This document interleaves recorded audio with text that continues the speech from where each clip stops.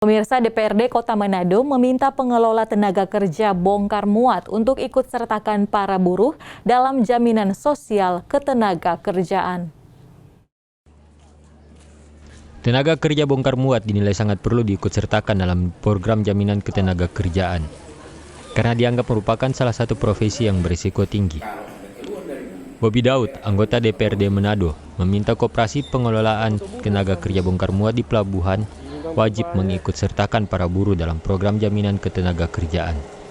Pemberian program jaminan sosial ketenaga kerjaan juga adalah salah satu tanggung jawab perusahaan atau koperasi yang sudah diatur dalam Undang-Undang Koperasi maupun Ketenaga Kerjaan.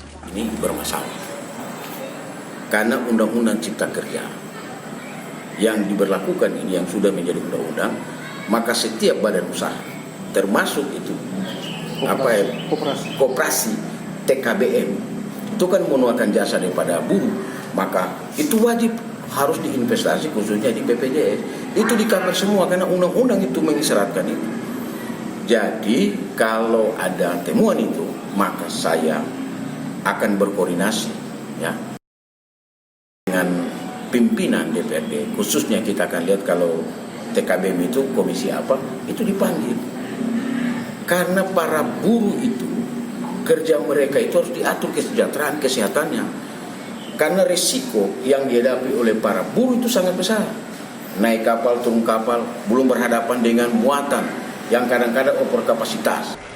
Di Pelabuhan Manado terdata ada 400 lebih buruh, mulai dari buruh bongkar muat, buruh bagasi, dan buruh barito.